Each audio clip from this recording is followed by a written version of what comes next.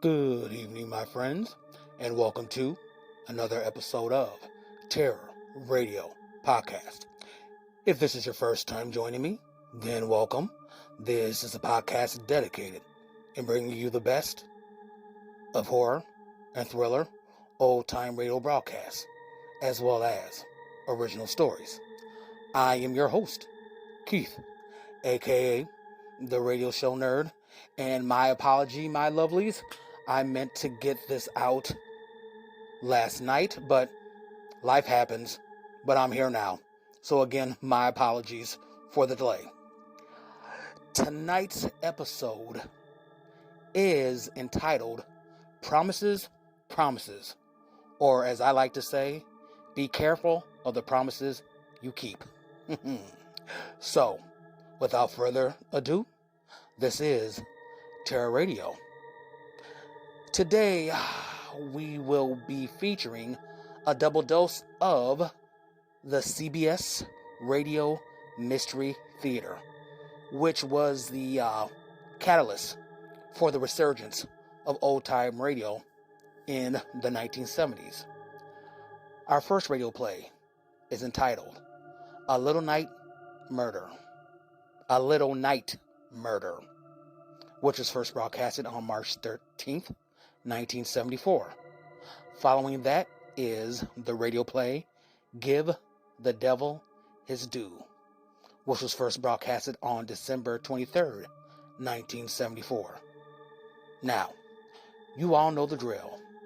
Sit back, turn down the lights, and listen to A Little Night Murder, followed by Give the Devil His Due. The CBS Radio Mystery Theater presents...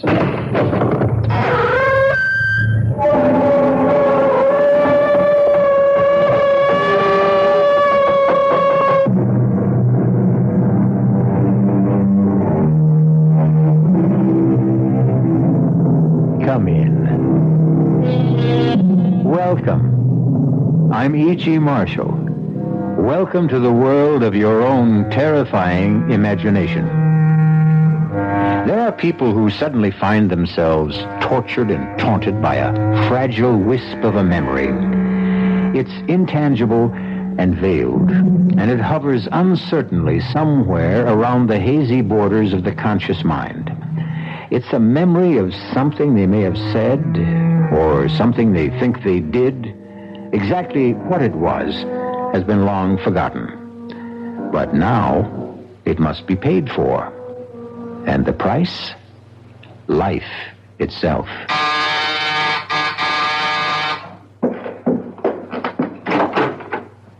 Yes? Are you Mrs. Louise Goodman? That's right. Are you sure? Why, of course I'm sure. It's just that I don't want to make a mistake. I'm Mrs. Louise Goodman. Who are you? And what is it you want? I want to keep my promise. Promise? What promise? I promised I'd kill you. Remember?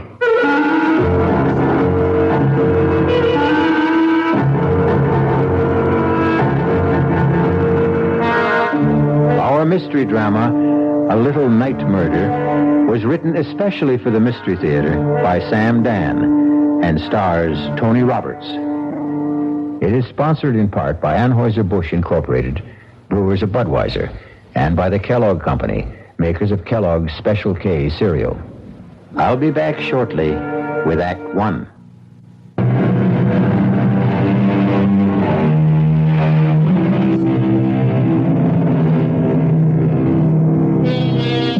Downtown at night, the city is a deserted place. The lofty office buildings, those gleaming towers of glass and steel, stand quiet, empty and foreboding, like ancient temples. And like the ancient temples, they also have their priestesses. These are the ladies who enter at night with mops and brooms and vacuum cleaners to clear away the debris of the day's worship. and purify the offices for tomorrow's rituals. We are concerned now with one of these, a sturdy, middle-aged woman named Mary Margaret Cannon. Steady, hardworking, no nonsense. But on this Friday evening, something seems amiss. Mary Margaret is pale. She's nervous. And every now and then she stops working and just listens. Someone there? Oh.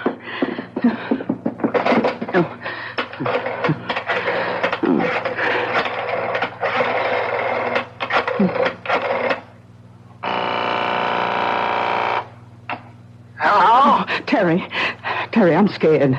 Scared? You? What did you be scared of? I don't know. It's these murders. Murders? These women who've been getting killed. Now, I'll come and stay with you if you want. Oh, please. I'm so nervous, so jumpy. I'm so scared. Yeah, but why? I just don't know. Terry. Yes? I hear someone coming. Hey, are you sure? I hear someone. Terry. I'll hang up and call the police.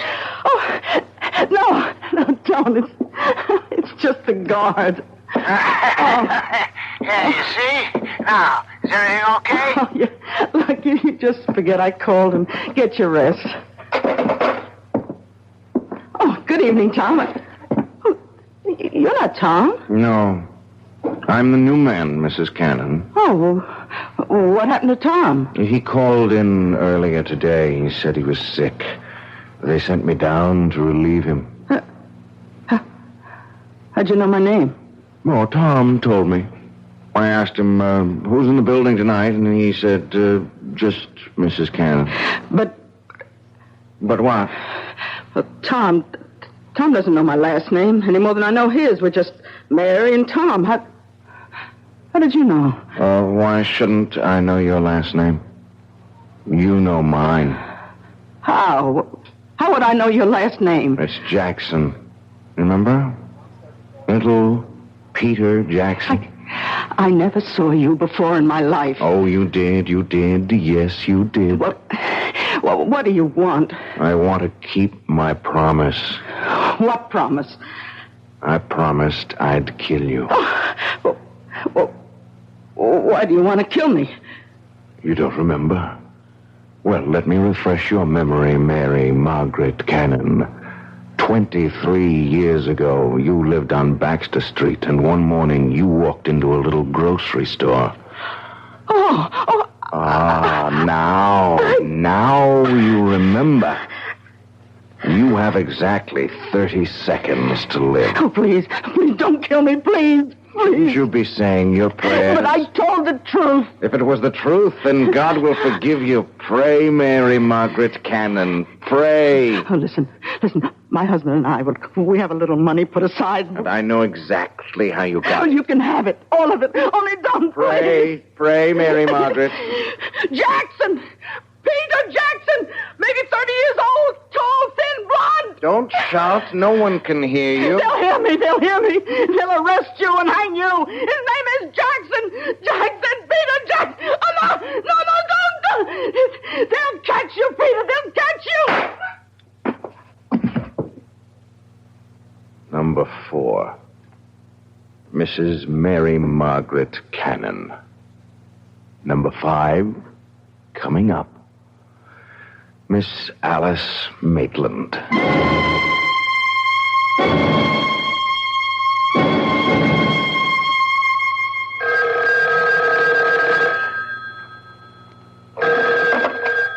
Captain Blake. Yes, Commissioner. Commissioner, I understand you... Listen, if you think somebody else can run it better, then get somebody else. I agree, sir. Yes, sir. No need for any of us to blow his stack. Absolutely, sir. Yes, I'll keep you informed. Well, you got a pretty good one here. Is this your first mad killer assignment, Lou? Yeah, I guess so, Captain. Mad killers, mad bombers, mad stranglers, you name it. You get one every 10, 15 years. You can count on it. You get a rash of absolutely senseless killings. No motive, no rhyme, no reason. Should we talk to her husband again? What for? All he's going to tell us is what a great lady she was and how they neither of them ever had any enemies. Captain Blake, just suppose it isn't a mad killer. 4 murders in 11 days. Number 1, Mrs. Martha Denson, shot while parking her car late at night. Number 2, Mrs. Janet Drew, shot in her backyard. Number 3, Mrs. Louise Goodman, shot in her apartment. Number 4, this cleaning lady, shot while at work. Well, could there be a connection? Do they have something in common? There's no pattern. None of them knew each other as far as we can make out, or even had anything in common. Yeah, that we know of. It's the toughest situation in our business. A mad killer. Okay, he's a mad killer. Every killer is mad, but does this one have a method to his madness? Yeah. He uses a .38 caliber revolver and shoots women. The last one, Mrs. Cannon, that's the problem. What kind of problem? Well, he's a mad killer, you say, so he wanders around, and if he gets a chance, he'll kill. He sees a woman alone in a parking lot, Mrs. Denson. He shoots her. He sees Mrs. Drew in her backyard. He shoots her. He sees Mrs. Goodman alone in her apartment. He shoots her. Okay, how do you account for Mrs. Cannon? You're dealing with a madman, Lou. You can't account for anything he does. All right, 3 women are targets of opportunity. They happened along, or he happened along, and that was it. But he went out of his way to kill Mrs. Cannon. Look, he had to slug the night watchman. He had to take the elevator up 12 stories to find her. It means he wasn't just out to kill any woman. He wanted that woman. Why? That's good thinking, Lou. And if this were almost any other kind of case... Blake. What? Oh, no. Not another one. Okay, all right. Send her in. Did they tell you about nuts while you were getting your college degree? This one coming in sounds like a 14-carat nut to me. Captain Blake? Yes, I'm Captain Blake. This Detective Parker. How do you do? Huh? I'm Miss Maitland, Alice Maitland. I own a bookshop on 3rd Street, and... well, it's about the murders. Do you know anything about the murders, Miss Maitland? I know who's going to be killed next. You do? Who? Me. Why do you say that? I have a premonition. I see. I know what you gentlemen must be thinking. You're convinced I'm a hysterical woman or a crank. No, but Miss Maitland, do you have any enemies? I don't know of any. Well, we know there's a homicidal maniac loose. It's true he may strike at anyone. That's not why I'm here. I know he's going to strike at me. Well, what reason would anyone have for killing you? What reason was there for killing those other women? You say your shop is on 3rd Street. I'll see that the officer on the beat keeps an eye on the place. Yes. I just thought I should tell you. That's all anyone can do, I suppose. Goodbye. Goodbye, Miss Maitland. Now, Lou, you have just conversed with an authentic member of the Nut Club. I don't know about that, Captain. She's a charter member. She belongs to the I'm the Next Victim chapter. I still say she's not a nut. Maybe not. Maybe she's just some poor little dame half scared out of her wits. Oh, she was calm. She was very calm. As a matter of fact, it's as if she knows what she's talking about.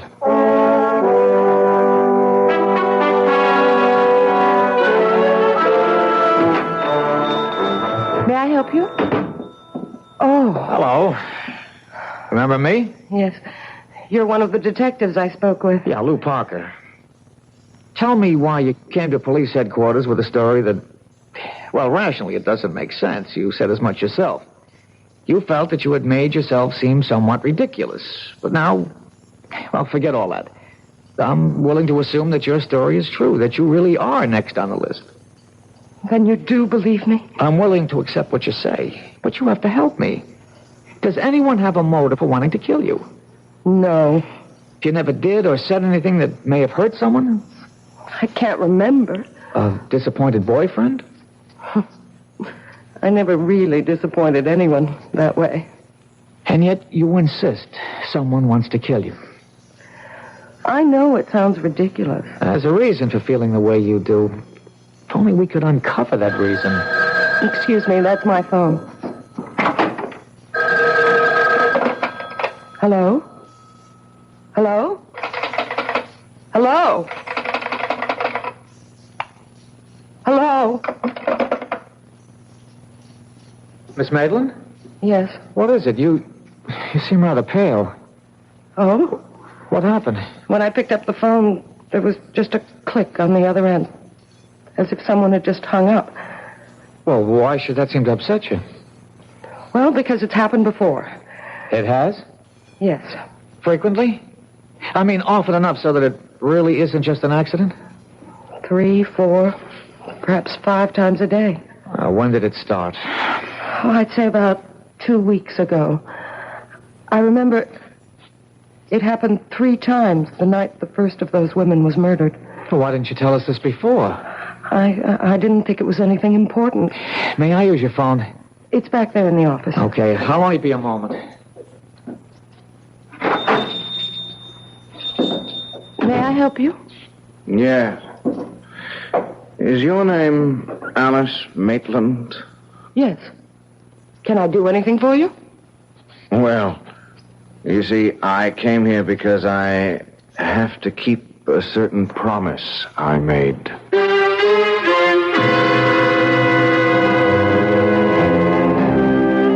Say what you will about this young man. He has at least one redeeming feature. His word seems to be as good as his bond. But will he be able to keep this particular promise? This problem will be our primary concern when we return shortly with Act 2. Your Culligan Man can solve all water conditioning problems, eliminate bad taste, odor, acid, hydrogen sulfide, rusty water.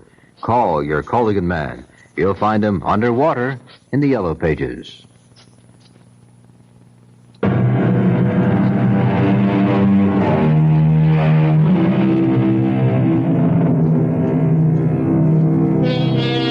At one time, a young man named Peter Jackson has made the same promise to several women. A promise that he would kill them.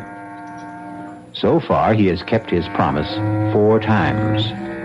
Now, he is in a bookshop owned by a Miss Maitland, apparently ready to fulfill promise number 5. I came here because I have to keep a certain promise I made. You made a promise? Oh, yes. And I came here to keep my word. Miss Maitland, I think we're... Oh, I'm sorry. I didn't know you had a customer. What sort of promise are you talking about? I had promised a special person I would buy her a book. And I came in here to, Any particular type of book? yeah. Yes, a good murder mystery. Oh, well, we have the latest Jonathan Merriweather novel. No, I don't dig him. Nothing happens. You got anything by Mike Stilson? Now, there's a guy who really writes murders. I mean, he kills somebody every other page. Oh, we're sold out on the latest. It's called Blood on the Street. Yeah, that's the one in which this guy kills all those dames. Look, if you're interested in that kind of stuff, all you have to do is read the newspapers. Do I tell you what to read, buddy? Sorry. I could order the book and have it day after tomorrow. Oh, no. That'll be too late. Well, try us again. Sure.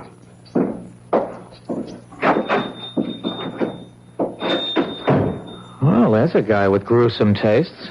Well, takes all kinds. Hey, you know, he's a great Mike Stilson fan, and he thinks nobody knows it. Who? My boss, Captain Blake. You're kidding. Hey, this is the very first time I've ever seen you smile. Oh, I smile a lot. It's just recently. I told Captain Blake about the calls. And? Well, you never know. He just grunted and said, I'll stay with it. What time do you close? Just about now. I'll take you home. I live in this building, 2 flights up. Well, how about some dinner? Oh, you don't have to. You asked for police protection. Is that the reason? Line of duty? Well, yes and no. I'd like to. Except that, well, it's the end of the month and I'm swamped with paperwork. Well, this neighborhood seems safe enough. It's busy. And that diner across the street stays open all night. Look, keep this card handy at all times. It's got a special phone number. Now use it. Anytime you're disturbed by anything at all, no matter how slight or trivial, don't feel embarrassed. Just get on the phone.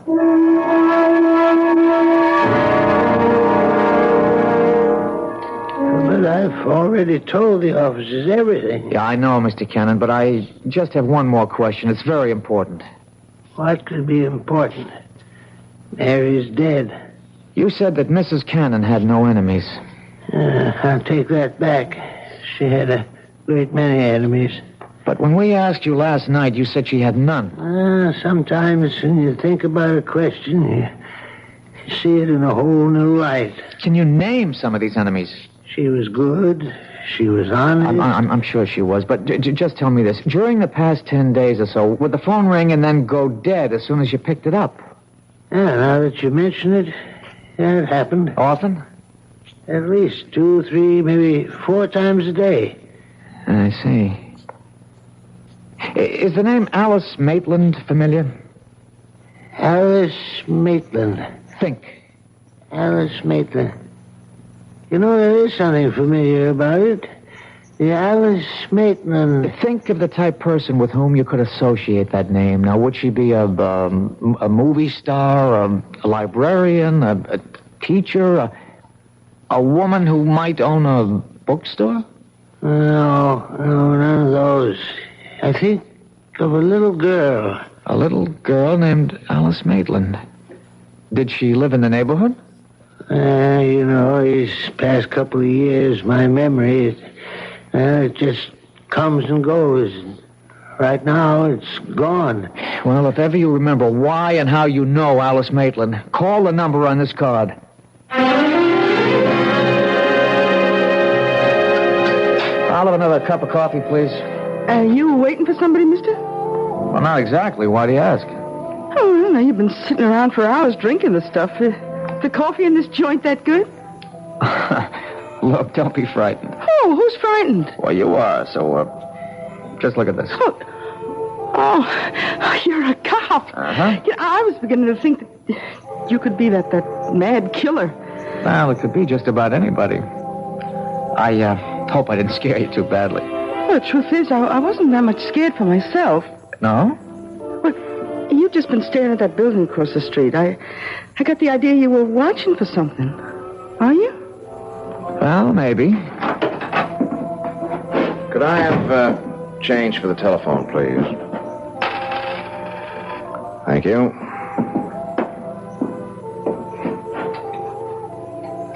Now, where have I seen him before? What did you say? Nothing. Just talking to myself. You do that a lot, don't you? Do what? Talk to yourself. Well, that was a short call. She wasn't home. Oh, it's too bad. Did you find the book? What book? The one by Mike Stilson. Oh. No. Well, keep looking. You know the best way to stop talking to yourself? No. Get married. The light went on in her room. What's that? He went to the booth. He only had time to dial, and the light went on in Alice's apartment. Who's Alice? It could be a coincidence. Wait a minute.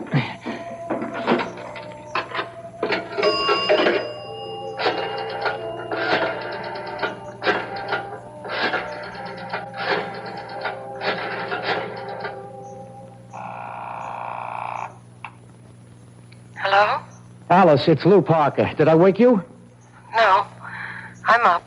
Did your phone ring just a minute ago? Did it ring? Well, I don't know. What do you mean you don't know? Well, I'd fallen asleep, and, well, I must have been having a bad dream. I think I heard the phone, but it could have been in the dream. Anyhow, I did wake up suddenly, and I turned on the light, but I didn't hear the phone ringing anymore. Could it have been the ringing of the phone that woke you? I don't know. Did I hear it ring, or did I dream it was ringing? Why do you ask? Well, I'm just checking. Anyhow, I'm glad you're okay. I'll see you tomorrow. Good night. Oh, that was a short phone call, too. Yeah. How is she? Who? Your girl. How do you know I called my girl? I told you I read character. Do you also read the future? Like an open book. Well, I sure hope so.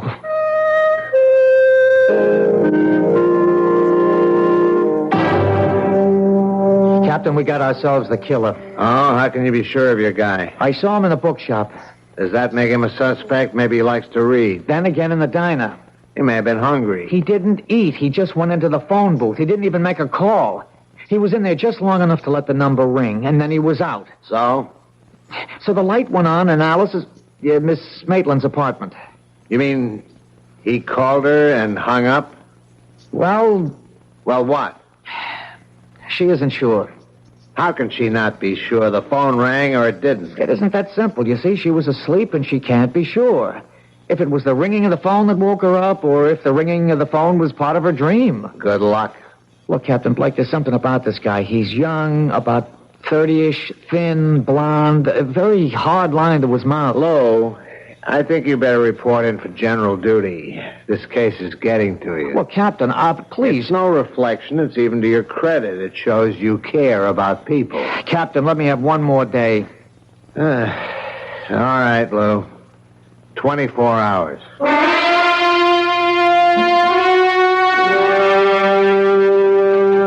I'm sorry I've caused you so much embarrassment, Lou. That's all right. Captain Blake is unhappy.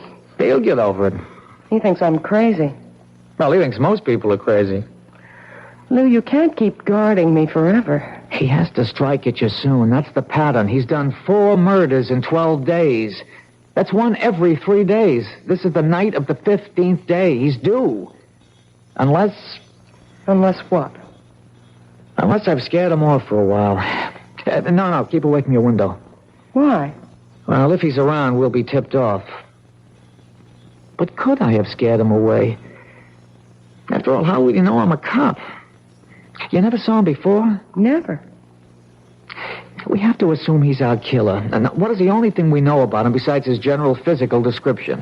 We know he wanted a book by Mike Stilson. Blood on the Streets. But he could have made that up on the spur of the moment. People rarely make things up in the spur of the moment. He knows what he's doing. He's out to frighten you. The phone calls are a part of it. That book. There's something in it that would cause you to be frightened. But what? I don't know. I've never read it. Well, he figures you did. After all, you own a bookstore. I have to sell books by Mike Stilson, but no one can force me to read them. Well, the clue is in that book. Wait a minute.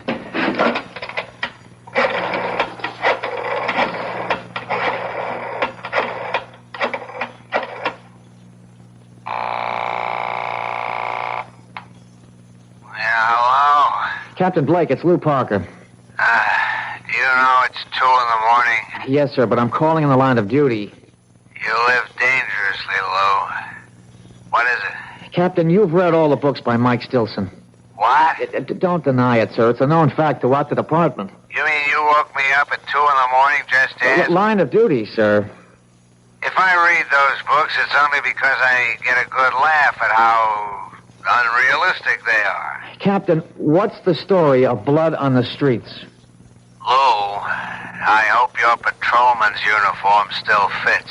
I'll be able to prove this is the line of duty. Yeah, Alice, pick up in your extension. Well, in a nutshell, a bunch of spoiled, rotten rich kids are kind of high. They're joyriding in this sports car, and they run down and kill this harmless old gent. The harmless old gent has a son. The son comes back from Vietnam. He swears he'll have revenge, so he shoots the joyriders one by one. That's it? That's it. And it better be line of duty. Well, Alice? No. I was never involved in anything like that. Does it remind you of something that might be similar? No. But it has to. Think. I hope you don't mind if I answer your phone. Hello? Detective? Yes. He's here. You know, Blondie. He's sitting at the counter, having a ham sandwich and a glass of milk. Thanks. Look, he can't see me, but I can see him. Oh, he's headed for the phone booth. Oh, good work. We better hang up. What is it, Lou? Well, right now, Right here and now, we're going to find out. If that telephone should ring...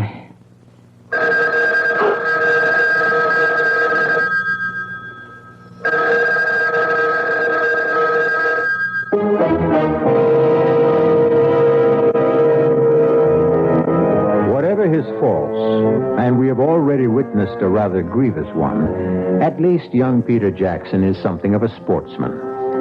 In his own way, he warns his intended victims. He even tries to give them clues. This time, has he given one too many? We'll be back shortly with Act 3. This is WBBM, Chicago, News Radio 78.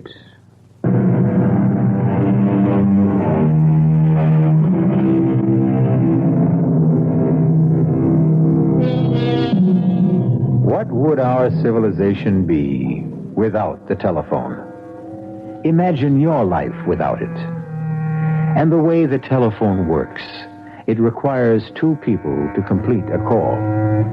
However, some of the most eloquent conversations can be carried on when there's no one at the other end, as you shall hear.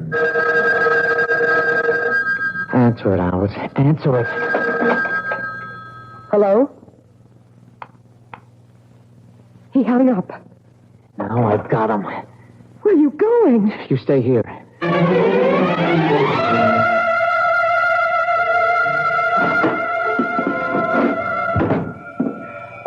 Hi, Detective. Where is he? Blondie? Well, I told you he went into the phone booth.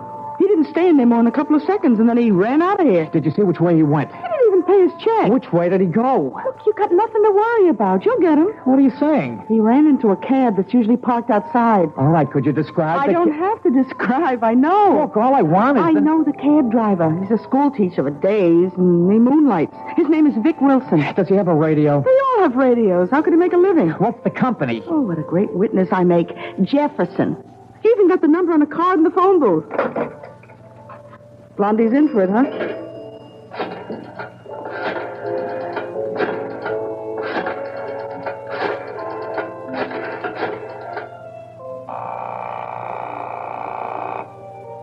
Jefferson Cabs? This is a police call. You have a driver, Vic Wilson. He's on a job right now. The minute he checks in, have him report back to the diner at 3rd Street, to Detective Parker.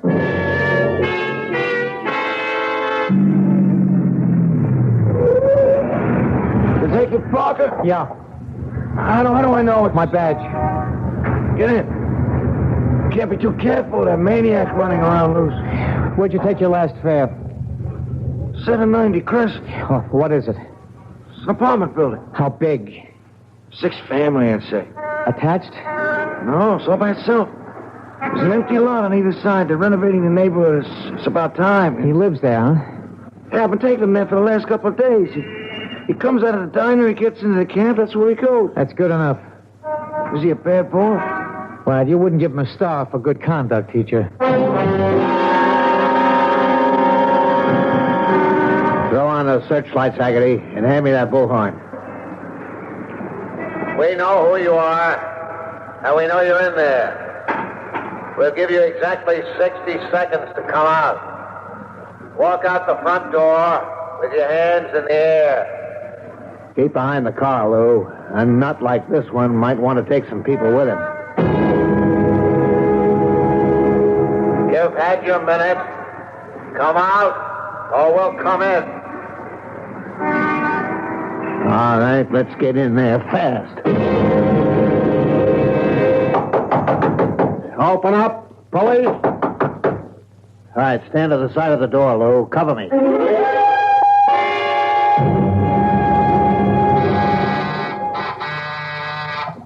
Who is it? It's me, Lou.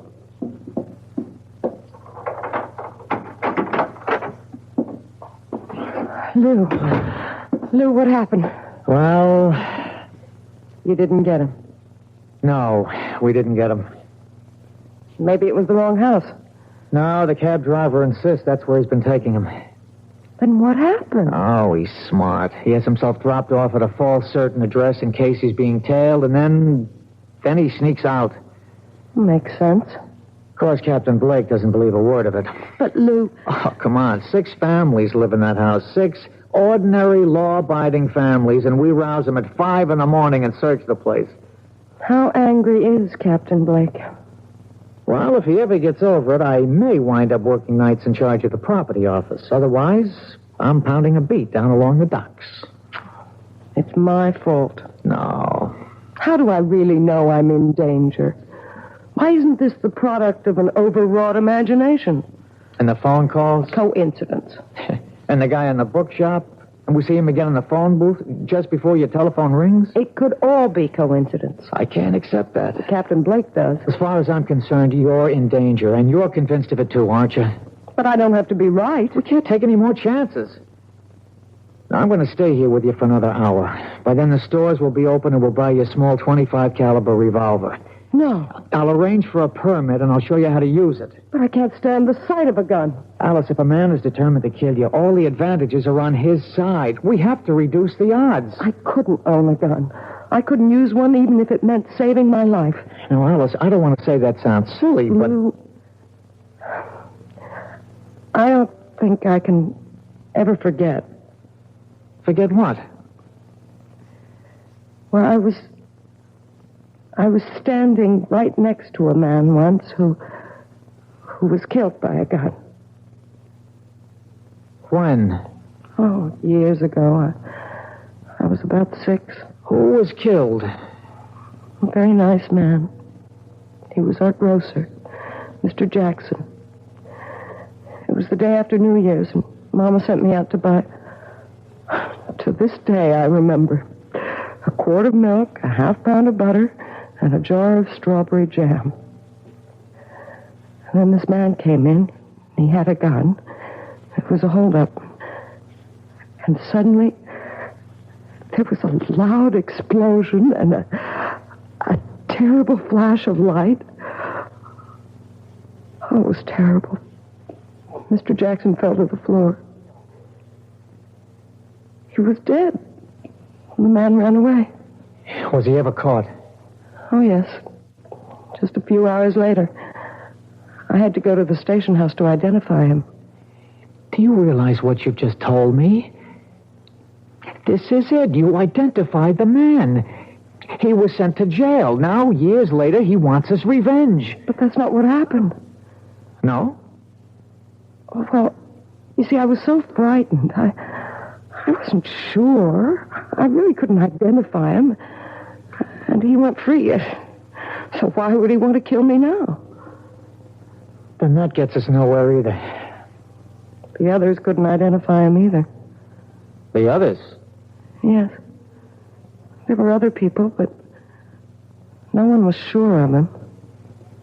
Now, if you had identified him and sent him to prison, it'd make sense to suppose he'd want revenge, but you didn't. Now, whoever and wherever he is today, he's happy. But the fact that you failed to identify him could have made someone else unhappy. What do you mean? Oh, the book, Blood on the Streets. It's about a man who killed people who did his father an injury. Did this grocer have a son? I think so. I think a little boy used to play in the store. Oh, but it's so long ago. Who could that be? I'll take it. Hello? Mr. Parker, it's Terry Cannon. Remember me? Yes, Mr. Cannon. They said I could reach you at this number. Anyhow, it came to me. What came to you? Well, I was trying to puzzle out why the name Alice Maitland was so familiar. Well, sir, about 23 years ago, Mary Margaret was in a grocery store, and a man was killed in a holdup. I took her down to the station house to identify the gunman. And could she? Well, no, sir, she really couldn't be sure. Anyhow, another one of the witnesses was a little girl. Her name was Alice Maitland. And I remember her because she was the most terrified little thing I'd ever seen in my life. Thank you. Thank you, Mr. Cannon. I've got you. Finally, I've got you all tied together. Who? You and those women who were killed all come together in a little grocery store some 23 years ago. Finally, now we know who we're looking for. I'd like to see the look on Captain Blake's face when I tell You him won't this. live to see that look, friend. Lou! I know you got a gun in the shoulder holster. Just lay the phone down. Slow. Easy. Now, raise the hand. Slow. Easy. That's fine. Just keep them there. I guess your name is Jackson. Peter Jackson, Jr. You figured it out. So I figured I'd have to come back and get both of you. Hands stay up. Well, it's too late, Peter. We know about you. Yeah, you know about me, but the other cops don't. See, I was in the house across the street when you staged the raid. I thought I'd die laughing. I learned never to get dropped off where I live. That way you don't get surprised. You won't get away with it. Oh, I'll get away with it. She's the last one. I'm sorry about you, but I'll walk out of here. And who knew it was me? But why her? She was just a kid. She lied. But I didn't know. I really didn't know. Yeah, that's what they all said, but they were lying. They were bought off. All of you were bought off. Come on, Peter, talk sense. My father is murdered, and the law lets a killer go free, and you want me to talk sense?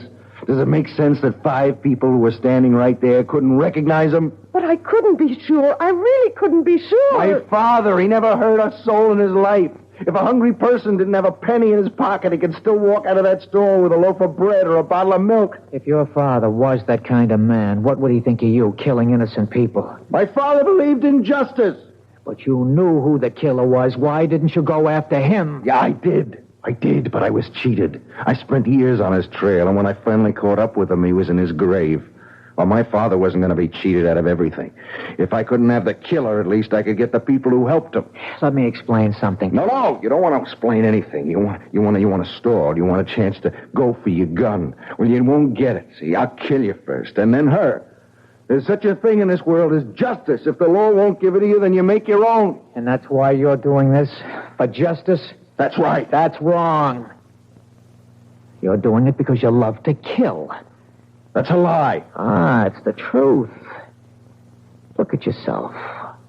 Look at how you're enjoying this. I'm doing what has to be done. You killed those 4 women and you enjoyed it. You have 30 seconds to live. Say your prayers. How long do you think you have to live? You're going to keep killing and you'll be caught. You can't stop. I hate killing. Come on, you love to see people under the gun, how they squirm and sweat. You're eating this up. Look at your face in that mirror. Look at that grin. Like a wolf. See how flushed and excited you are. Look at yourself. Look. Break your arm, drop it. Very good work, Lou. Very good. One more second and we would have had to gun him down. This way we can take him home alive. Captain Blake. Somehow, I'm going to get back here. Get back to you, Miss Alice Maitland. I'll keep my promise. Haggerty, Gordon, cuff him. Hustle him back to headquarters. Look, Alice, don't worry about him. Are you all right, Miss Maitland? Yes, I think so. You shouldn't be. It was a rough experience. Why did you come back, Captain? Well, I guess we both solved it, Lou. You broke it by pure and simple brain work. I waited for a miracle. Oh, did you get it? Yeah, I got it. I got it because of this little machine. Mary Cannon was killed in an office. She managed somehow to throw the switch on a dictating machine. A secretary came into work this morning, and she heard Peter Jackson, and she didn't stop running till she got to my desk. Listen. His name is Jackson. Peter Jackson. They'll catch you, Peter. They'll catch you. Number 4, Mrs. Mary Margaret Cannon. Number 5, coming up, Miss Alice Maitland. You see, Lou? There's your whole story.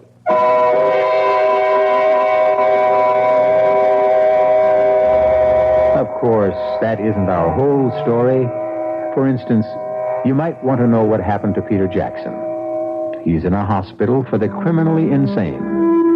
For his sterling leadership in cracking the case, Captain Blake will probably become the next chief of police. Detective Parker will probably become Detective Sergeant Parker. And Miss Alice Maitland will probably become Mrs. Lou Parker. So you see, sometimes we can give you a happy ending. I'll be back shortly.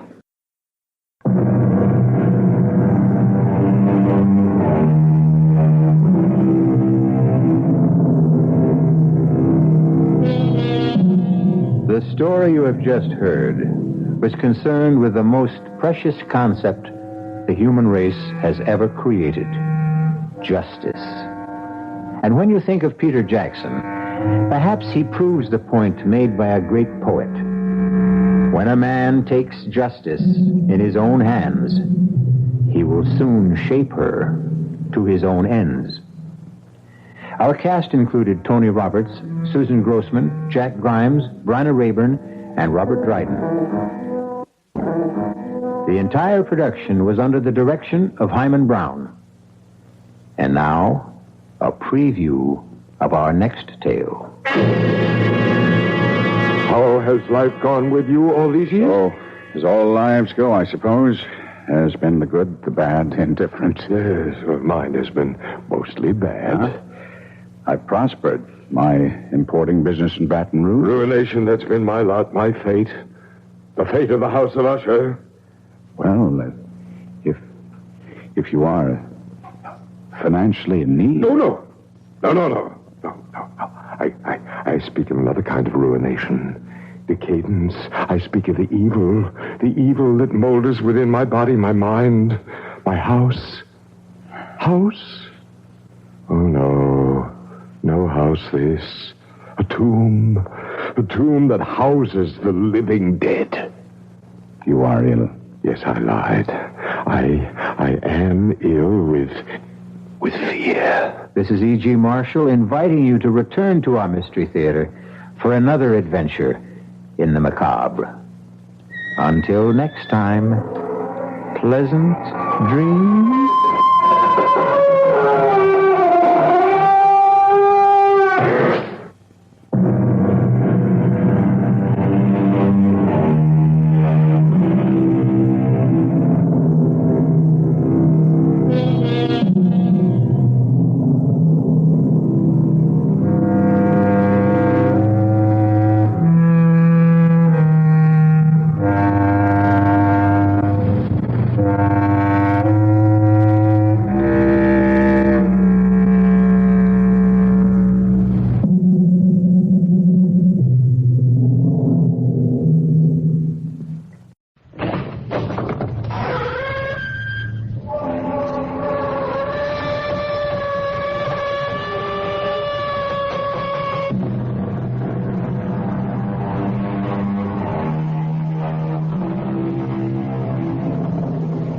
Come in.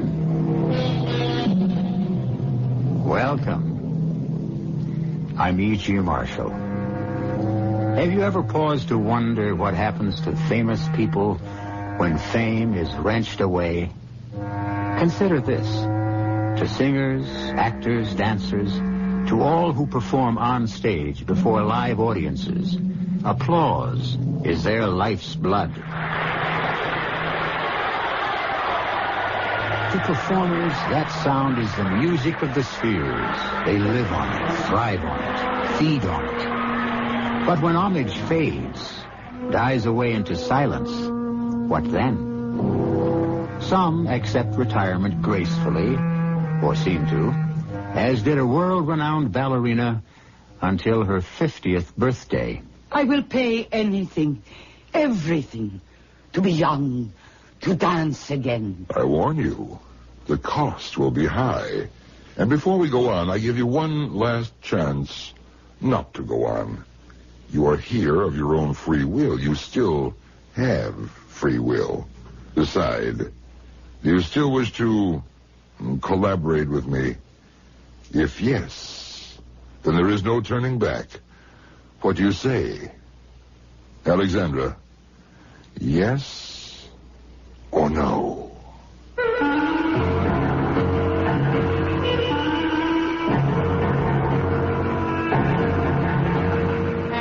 Our mystery drama, Give the Devil His Due, was written especially for the Mystery Theater by Nancy Moore and stars Mercedes McCambridge.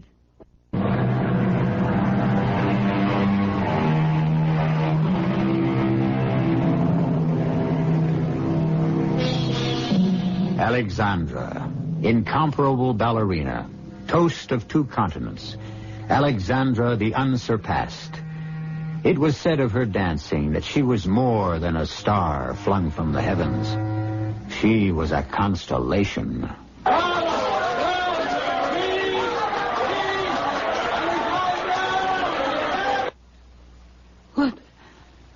What is wrong? What happened to my applause?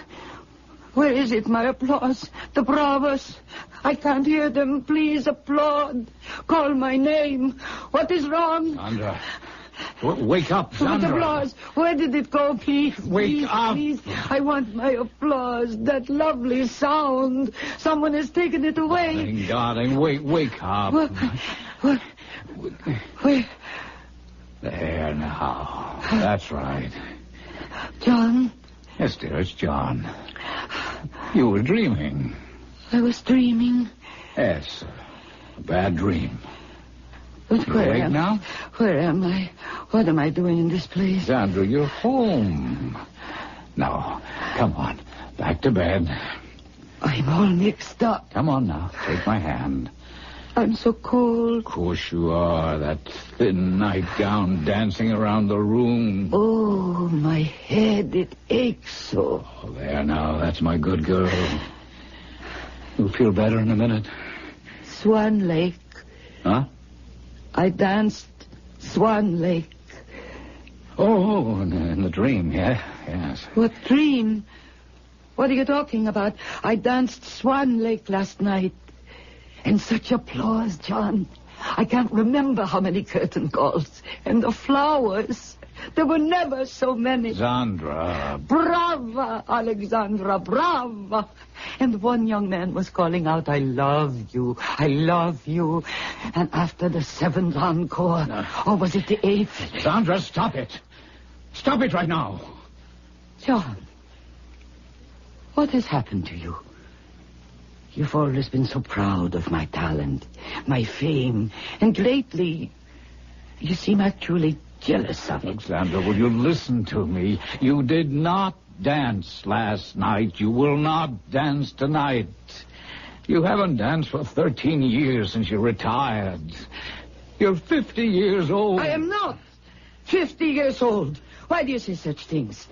Why have you turned on me like this? Oh, Sandra, dear Sandra, you're ill. It began a week ago on your 50th birthday. It's not that I am not 50. I am not. That's exactly what you said on your birthday. You screamed at you. You knocked the cake off. I am not 50. I am not. I am not. Where are you going? Forget your hand mirror. What? You look at yourself. Something you refuse to do all week. No, no. All right, then. If you can. Tell me you're not 50 years old. There. Go ahead, look. No. Don't turn away. Look. I won't. Yes, you will. Please don't do that. You're hurting me. There will be marks on my arm. They will show in my costume tonight. All right, open your eyes and I'll let you go. There. Good. Now tell me what you see. I see beautiful Alexandra. The greatest ballerina the world has ever known. Oh, stop looking past the mirror. Look into it. Look. No, that's not me. That is someone else. She is ugly. Oh, so ugly. Take her away. No, she's not ugly. She's still very beautiful. But she is 50. Face it, Sandra. Face yourself. Why do you make me face it? Why?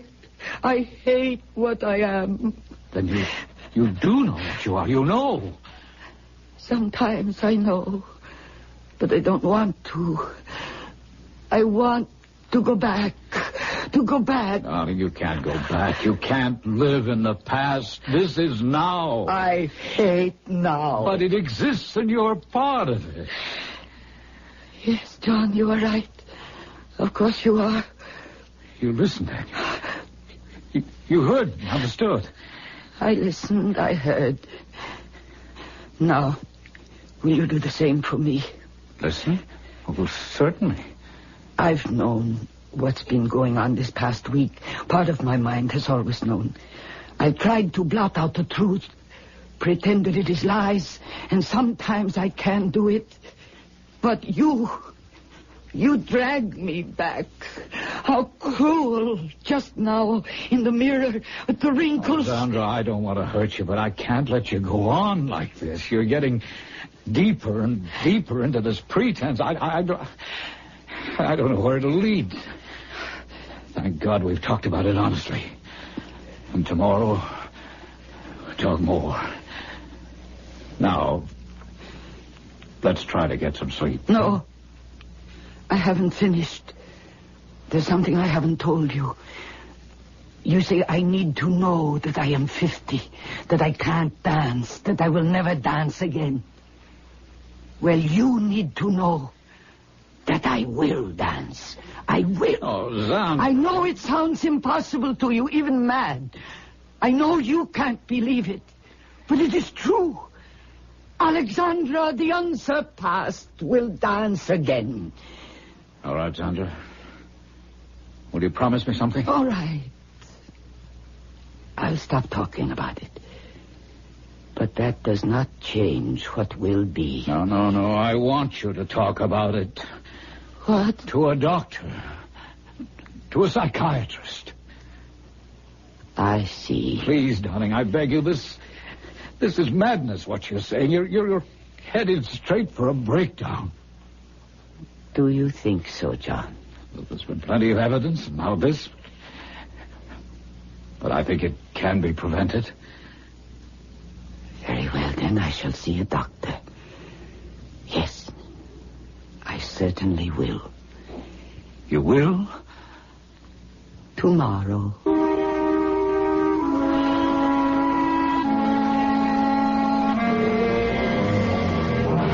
Dr. Stern, I want the truth. Please, don't make promises you cannot keep. But I have no intention of doing that, Mrs. Scott. What would be gained by you or me? Aside from that, it is an honor to have the great Alexandra come to me for help. I have simply come to the best doctor in the profession. Now, exactly what can you do for me? First, you must understand there is no absolute guarantee. None? Plastic surgery will make you look younger. That is absolute. But for exactly how many years is speculative. However, I can make a very educated guess. You have fine bone structure, and that is basic to all beauty. Bones don't change. Only the skin, the muscles. When your skin is smooth again, wrinkles gone, loose flesh tightened, eyelids no longer sagging, 15 to 20 years, I think, Mrs. Scott. That's a lot of years, I know, but I believe I can achieve it. 20 years? I will be 20 years old again. No. You misunderstand. 15 to 20 years off your present age. Oh, how silly of me to put it that way. In other words, I would look 30. 30, 35. I suppose that will have to do. Now, about my body. You want body surgery as well? Of course. You can do the same thing for my body. Oh, Mrs. Scott, no. Age takes a toll of the body we cannot change. Ah, yes. Breasts lifted, superfluous fat removed.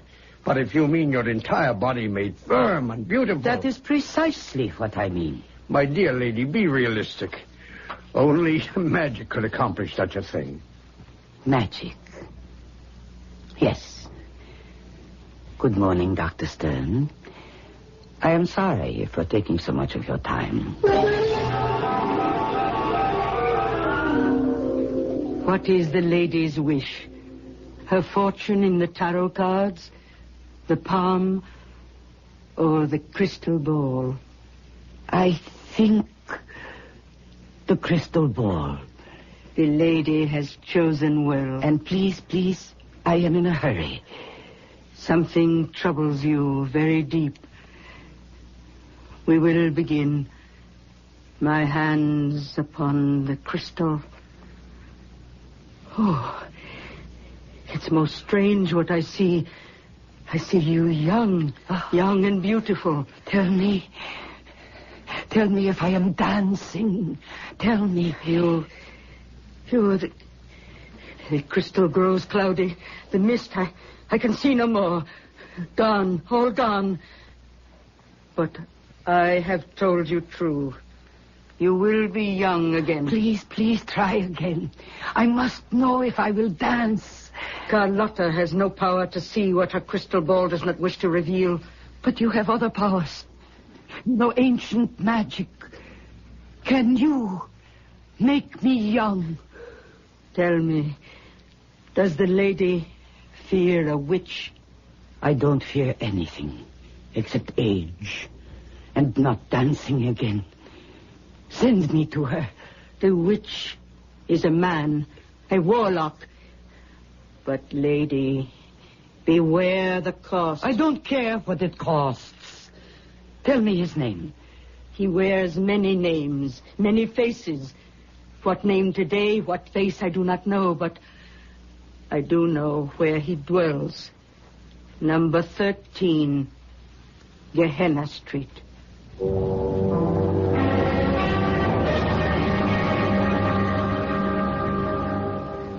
The door knocker. It's hideous. Gargoyle. Never mind that. Just knock. That sound. It's like doom. There is still time to run back down this crooked street. No, I will not. There is still time to run back down the crooked street, Madam Scott. You know my name. Your true name is Alexandra. I've been expecting you. My house is honored. How strange this room is. Don't be alarmed by my treasures. They are ancient symbols of the occult. I am not alarmed. I am only surprised. Since you expected me, sir, and you know my name, you must also know my need. Your quest, your heart's desire. Yes, I know. Can you do it? Oh, not can I, but will I? Then will you? If, and only if you agree to my terms. I warn you, they are costly. To be young, to dance again, there is nothing I wouldn't pay. And now, since we are here to do business, I should know your name. You haven't told me. Well, my name, for a while, as long as it amuses me, is Azazel. Azazel? I've never heard that name before. That may prove to be your loss.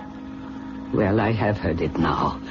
So can we get started, please? Not yet. Not yet. Before we go on, I give you one last chance not to go on. You are here of your own free will. You still have free will. Decide. Do you still wish to collaborate with Azazel? If yes, then there is no turning back. What say you, Alexandra? Yes or no? Yes, Mr. Azazel. Yes.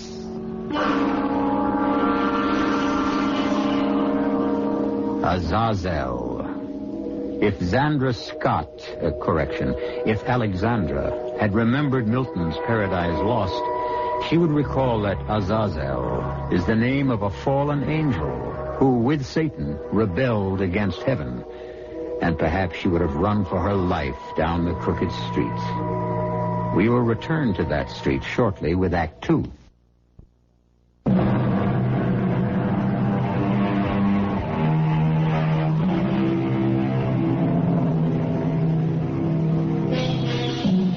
It was Daniel Defoe who wrote, "Every devil does not have a cloven foot, nor has Azazel, if devil he is. We can't be certain, can we?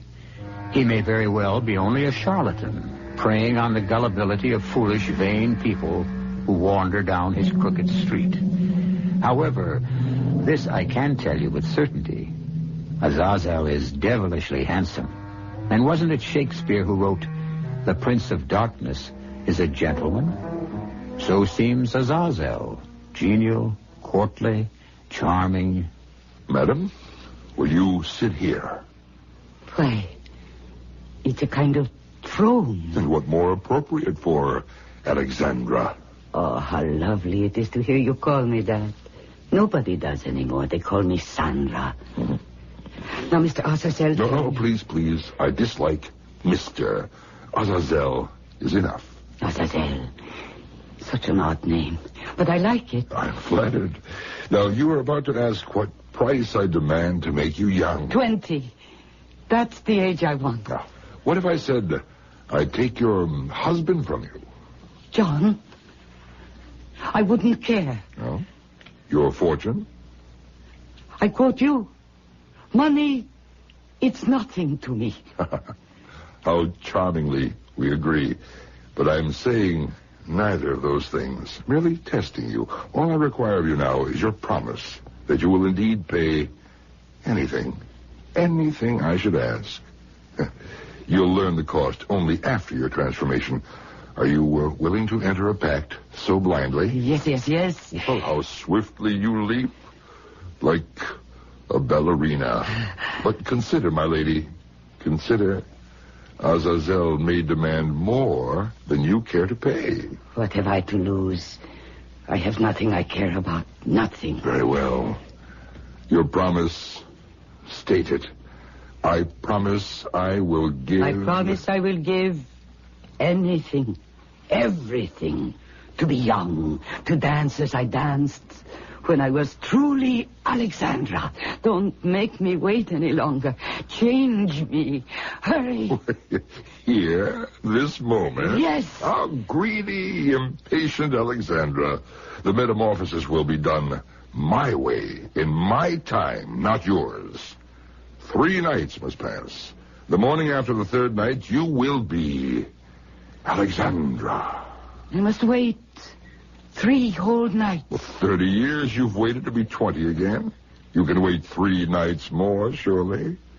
Now, each night, you will drink from this bottle. How much of it? You require a label, as on ordinary medicine bottles. Very well. Shake well before using. 3 tablespoons before bedtime. Prescription not refillable. Now you're laughing at me. Indeed, no. I'm laughing at other people who take only man-made potions. Now, all is understood? Yes. Give it to me. Not so fast. Not quite all is understood.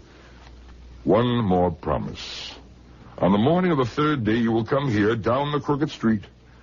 Go nowhere else first. You will come to Azazel to pay what you will pay. Give me your promise. Yes, I promise. Excellent. And I give you the magic potion.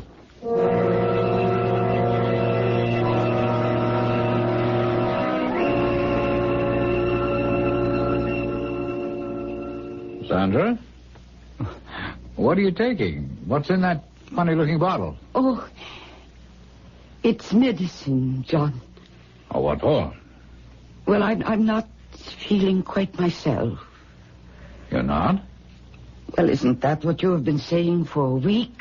Oh, yes, but I didn't know psychiatrists prescribe medicine. But how silly you are. Of course they do. Tranquilizers, things like that. Oh. And you do seem better already. Yes, I am. Much. All evening, not one word about it. No, I don't want to get you started. About being young again, about how I will dance again. Oh, Sandra, please don't start. All right. Turn off the light, darling. A dancer needs a full night's sleep. Oh, Sandra. You said that with humor and a smile, and you know it's a joke. You are getting back to normal. Yes. Back to normal. Good night, John.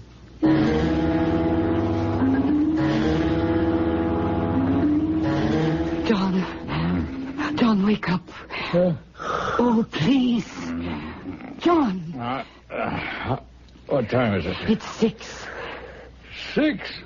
What the devil are you waking me up at 6 o'clock for? Because I want to know if I... Well, how do I look this morning? How you look? Yes, that medicine last night. The doctor said... Well, he said take it and you'd feel better, didn't he? Do you? Yes. Yes, of course, but I thought... I just got a notion that I might look better, too. Do I, John? You look rested and very pretty. And there's a light in your eyes you haven't had for a long time. And I think your doctor is a genius. We might even say a magician.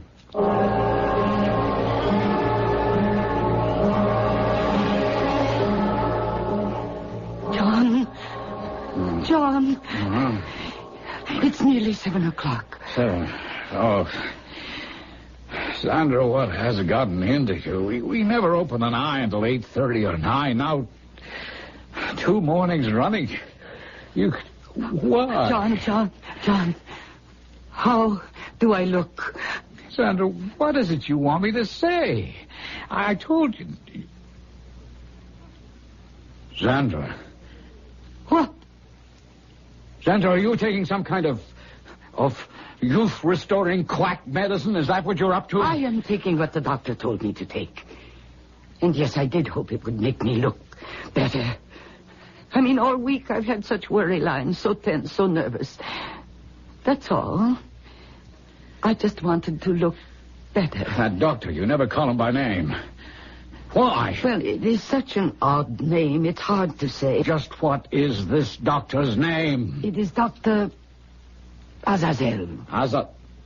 What nationality is that? How do I know? And I certainly didn't ask. Now, Sandra, listen to me. Something's wrong. There's something phony here. What do you know about this doctor's credentials, about his... Where are you going? Do you mind to wash my teeth? I can't stand this awful bitter taste. Oh, the mirror. Look at me. Nothing has changed. Is something wrong? Azazel a phony. Is he... Sandra, I can't hear I can't hear you. No, I was just looking at myself. And I can't bear it. Oh, darling, please don't start all that again. Oh, you old woman staring at me. I loathe you. Sandra, what on earth happened in here? It's nothing. It's nothing, John. It doesn't matter. I broke the mirror.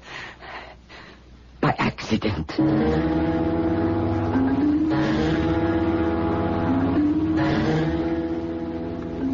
Sandra, you awake?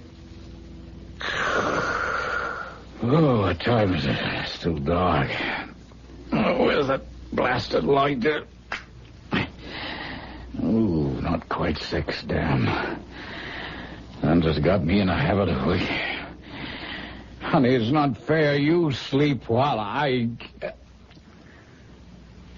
Oh, my God. Oh, my God! Sandra, what's happened to you? Sandra, wake up! What? Oh, would you please, for God's sake, open your eyes? John, what on earth are you shouting for? John, have I changed? Am I different? Different? Answer me. I am afraid to go and look. Go, look. Oh, yes. Oh, I don't believe this. Just now, when I got out of bed, it was not my heavy 50-year-old body. Will you get to the mirror? This can't be.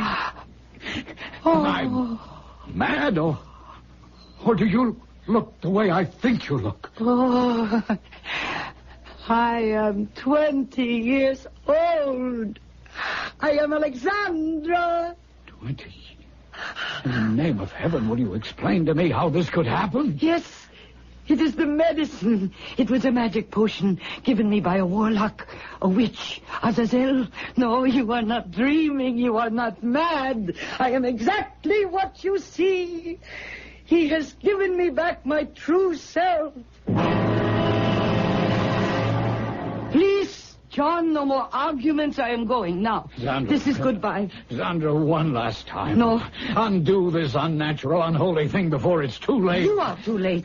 There is no turning back, even if I wanted to. Wait! Once you leave this apartment, walk out that door. Once I leave this apartment, I am free. Where will you go? Where else would I go? To the most famous of all ballet companies. To Sergius Kerensky, ballet master, and old friend. Oh, Zandra, you see how mixed up you are. Sergius managed you 30 years ago. He's dead. Oh, how could I forget that? You see? Come back in and close the door. Oh, don't be stupid, John. It is his son's company now. Peter Kerensky. I will go to him. He doesn't know it. But this is the luckiest day of his life. And mine. Goodbye, old man. Zandra! I am free. It is the luckiest day of my life. On the morning of the third day, you will come here, down the crooked street. You will go nowhere else first. You will come to Azazel to pay what you will pay. But I have paid, Azazel. I lost poor old John and his silly old money. Why should I go down your crooked street again? Do not play fast and loose with promises made here. It will be at your peril. But Azazel, Mr. Azazel, Dr. Azazel, all this abracadabra was done so that I could dance. I can't bear to waste another minute. I am terribly sorry, but I have an appointment with Peter Kerensky.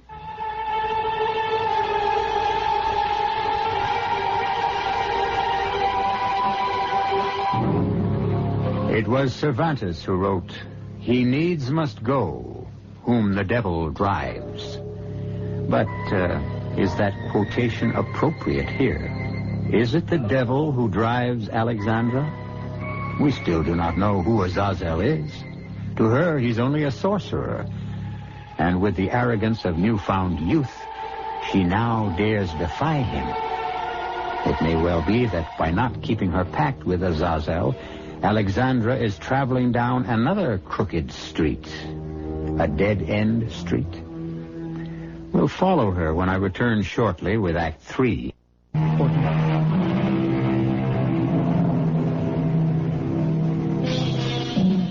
Backward, turn backward, O time, in your flight. Can the clock be turned back? Can youth be relived? It would seem so. But is it wise to reach for the past? Finding it, may we not live it worse instead of better? Alexandra, age 20 again, has billed herself to Peter Kerensky as Zandra Scott. Curious that she should send him that name. Curious, too, that Kerensky agrees to see her. As a rule, he is not interested in unknown young dancers. Zandra Scott, is that right? That is the name I am using just now, Mr. Kerensky. Oh, you have another? A name you would recognize if I told it to you. Well, then why the secrecy? No, it is not secrecy. You will know exactly who I am when you see me dance. Now, see here, I'm not sure I'm amused by such games. And why are you so sure I will give you an audition? I know, that's all. I am absolutely certain. Well, that's more than I am. I can't think why I even let you in here. Perhaps because I am a relative of the great Alexandra. Are you? But I didn't know that when your name was sent in. Aha, you knew it intuitively. Oh, come now. Well, at least I know why you looked familiar when you walked in. There's a very strong resemblance to Alexandra. Quite remarkable, really. So you remember how she looked? My dear lady, how could I forget? My father left a collection of at least 1,000 photographs of that incredible face. You keep staring at me, Mr. Kerensky. Yes, you know, it's uncanny. More and more, I see her face in yours. Are you her daughter? Alexandra had no children. A niece, then? Again, Mr. Kerensky, you will know who I am when you see me dance. Oh, no wonder you were sure I'd audition you. What fool would refuse any relative of Alexandra's? I did rather count on that. Yes, but it's not like me to waste time this way. Let's get on with it, please. You've brought leotard and toe slippers in that bag, I assume? Yes. Well, I'll get hold of the practice pianist. What music, ma'am? Giselle, the mad scene. Why, that's one of the most difficult. Isn't that rather ambitious of you? For some ballerinas, yes. For this one, though, I have danced that role many times. Uh-huh. As you will. Oh, that door just to your left. You can dress in there. Then come on stage. I'll be waiting out front with my assistant. But why should I audition for anyone but you? Because I want it that way. How much warm-up will you need? None. None? I shall be ready in 5 minutes. Oh, vain as a peacock. But if you're as good as you think you are, then why not?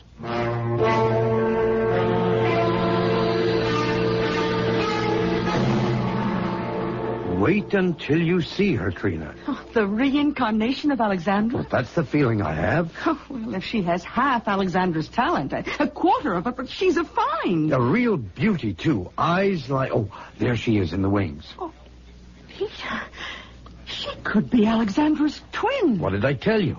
You ready, Miss Scott? I have always been ready. Oh, very well. Music, begin.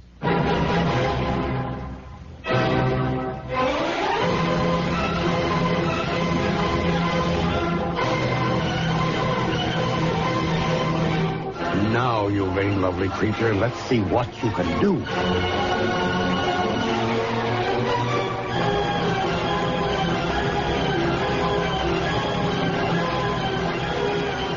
Oh, the little fool should have had a warm-up.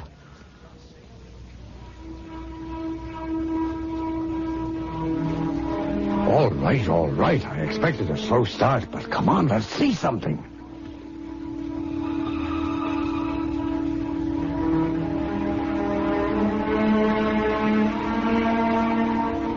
I don't believe this. What's going on up there? Wait, Peter, give her a chance. I am.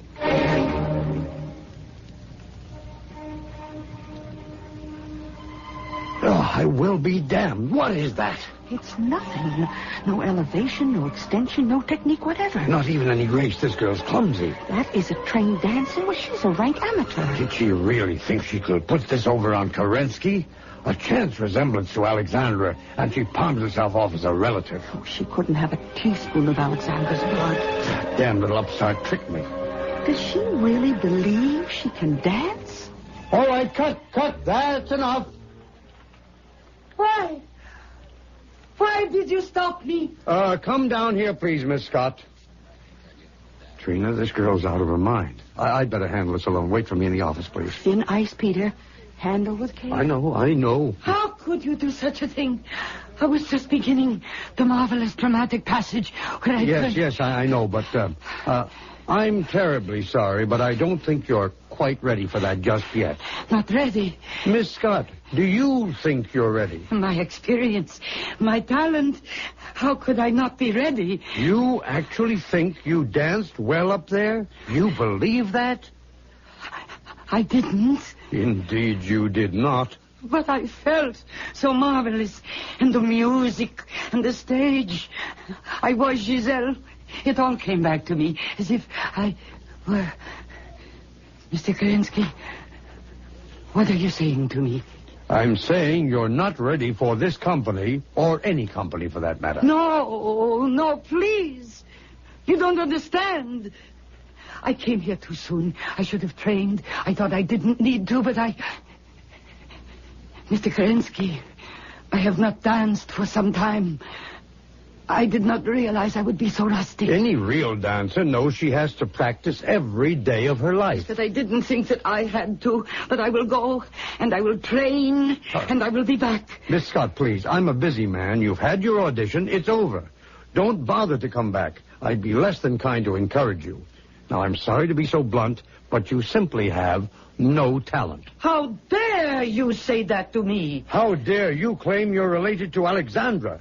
if by some mischance you are, you blight that famous name. No, I am not related to her. So you admit it. I am Alexandra. I am Alexandra. Oh, wait. You fool! You tell me I have no talent. I who danced with Nijinsky. Oh, my poor child. Nijinsky died before you were born.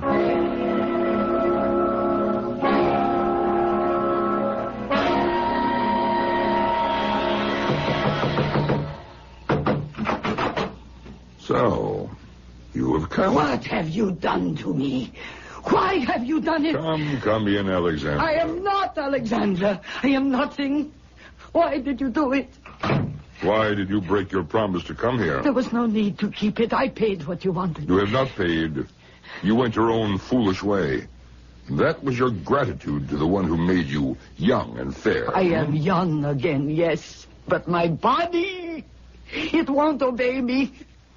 Can you say that you didn't do that? If you had kept your promise, you would have kept your talent.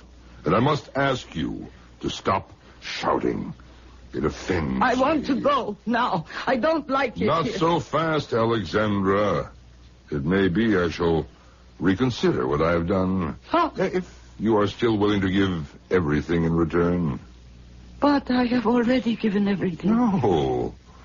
I don't know what else you want. But I don't care whatever it is. You take it all. And let me dance. The bargain is struck. You shall dance. As I used to. Far better than that. But you shall dance to my tune. Look into my face, Alexandra.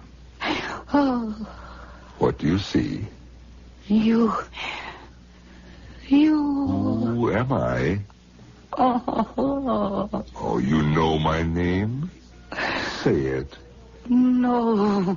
You've known me from the beginning. If you thought of anyone except yourself. Oh. Are you ready to dance? Now. Here. Now. Here. A kind of rehearsal. You could call it that. But in these clothes, I can't. The first change, then. Look upon yourself, Alexandra. What? It is my costume for the Sleeping Beauty and my ballet slippers. Everything. An appropriate costume, yes? Have you not been sleeping? Huh? But now, the prince has awakened you. Alexandra, may I have this dance? Dance with... A pas de deux with the devil himself. You are highly honored. But can the devil dance? You will find that Nijinsky was an ox compared to me. All that I don't believe. You doubt that Satan can do anything he desires. Music!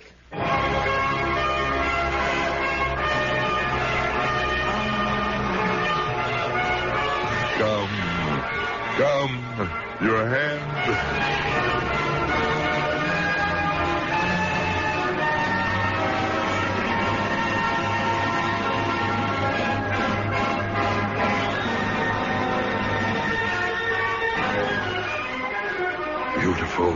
Beautiful Alexandra. You dance like an angel. Yes, I know. I feel it. Never before like this. Oh, thank you. Thank you. Now I will conquer the world again. No. What do you mean, no? You promised me. My promise will be kept, as you have kept yours. You promised to give everything. At this precise moment, you have. What have I given? The world. You've lost it. Alexandra will dance forever, but only in limbo with Satan. Warning. The devil will have his due. To those who refuse to heed that warning, let them learn from the fate of Alexandra. Oh, yes, she realized her ambition. we can accurately say her burning ambition. But until the end of time, the flames of hell will lap at her dancing feet. I'll be back shortly.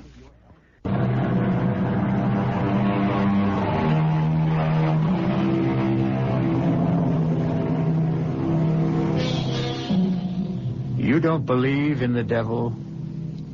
There is no such evil being? Then a final warning needs to be sounded here. In the too often ignored words of Baudelaire, the devil's cleverest wile is to persuade us that he does not exist. Our cast included Mercedes McCambridge, Joe Silver, Ian Martin, Bryna Rayburn, and Peter Donald. The entire production was under the direction of Hyman Brown.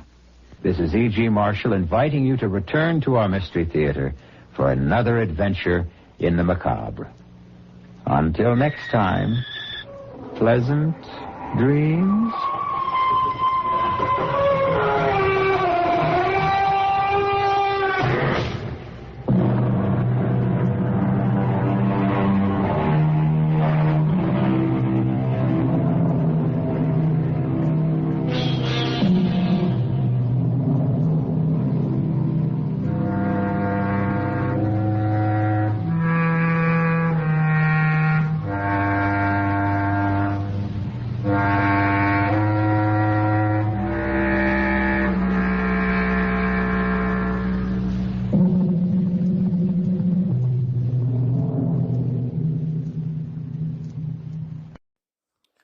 Well, that's our show for tonight.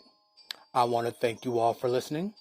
And remember, you can find me on Facebook at facebook.com/terror1970, or you can find me on Instagram at Radio Show Nerd. I also have a YouTube page, Terror Radio.